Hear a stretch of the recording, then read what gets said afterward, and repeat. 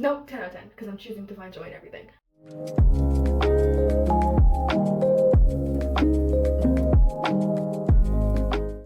Greetings and bienvenue. So today I washed my hair using the Design Essentials line. It's only been like 5 days since I washed last, but my main focus is moisture, and all the waist length 4C girlies that wanted to keep things they did to grow their hair was wash often, deep condition, cater to their hair's porosity, and mind your business. So I'm going to be trying all of that. I have low porosity, extremely dry hair and scalp, and very little patience, so it's a challenge putting in the effort required, but my main race no quitter. Last week when I washed my hair, I trimmed the bottom like 2 inches all over my head because it was dead ends, split ends, fairy knots, all kinds of hell challenge. Since I'm not going to a stylist, I'm going to do what I can. I'm on my journey to heal my hair. My hair is 2 different lengths due to inconsistent trimming in the past, and I'm sick of the left side being longer and fuller than the right. That's entirely my fault. I did it on purpose, and I'm still paying the price. It's okay though. Deep conditioning at every single wash is great because not only do I get a break from all that bending over, but my hair also gets a chance to soak up the nutrients that I would typically be rinsing straight off, so it's lovely. This is the time I used to have a snack. I used to absolutely hate washing my hair and doing any kind of care for it because it was so problematic, but the problems were all my fault. I had a really defeatist attitude about it, and I finally snapped myself out of it this year by learning more about hair chemistry and what kind of care my hair would really benefit from. As a recovering product junkie, I'm focusing more on technique than products, and that seems to be the key in finally getting Design Essentials to work for me. This is my first time washing with them, and I've only ever used one of their leave-ins, and it didn't really do much, probably because of the way that I use. Now, however, my hair is soft and luscious and moisturized, and I love it.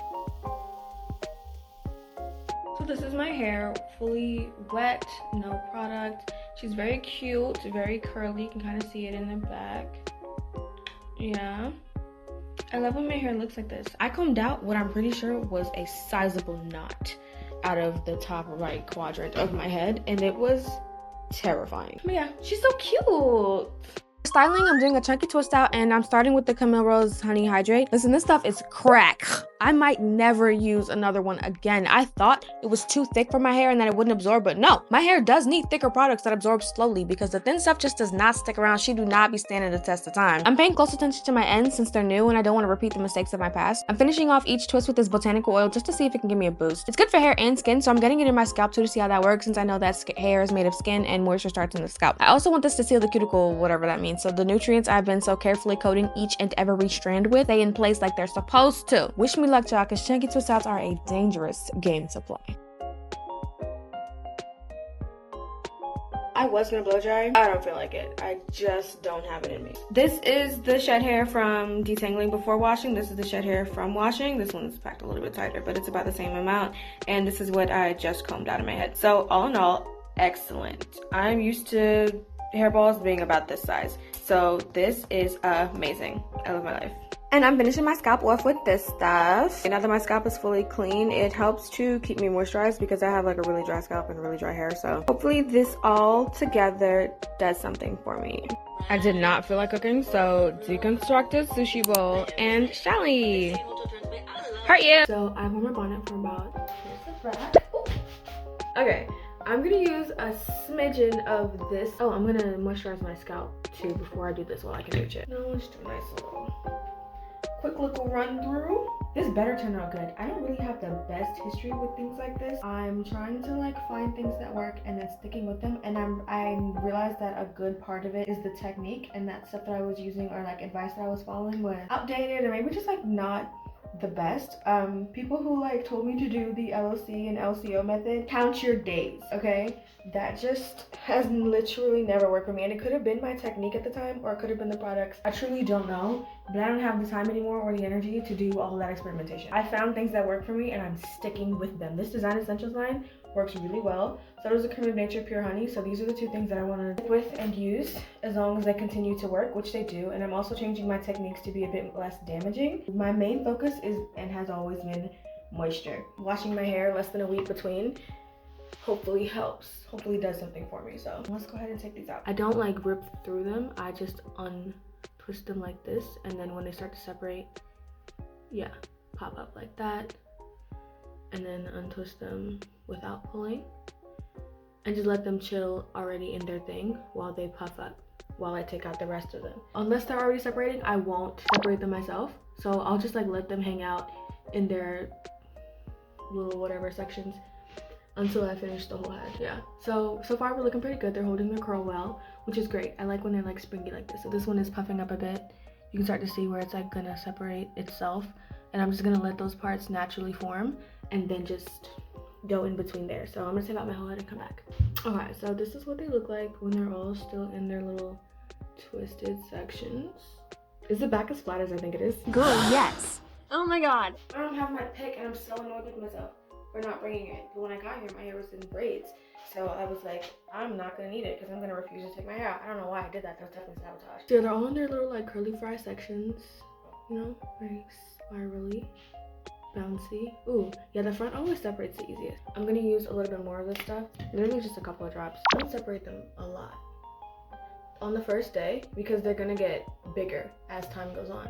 And so I usually only I'll split each section maybe in half and then somehow manage to pick it across because my back is always flat because I twist them to the side. We're getting more voluminous. I don't want it to be frizzy, but I do want it to be curly, but it's going to be frizzy because that's just like what the style looks like. I guess frizz is like any excess poofiness. I'm not gonna separate them too much. I'll just like separate them as the days go by. Because I mean, we all know that day 1 of a twist out is way different than day 4 of a twist out. And day like 3 and 4, that's where it looks the best. I'm gonna start from the bottom on this side because that would have been smarter. So not tangled this time. I'm used to it being like tangled up, but that's only because I usually wouldn't take them out until like I needed to. Like if I needed to go somewhere, I would just like, then I would take it out.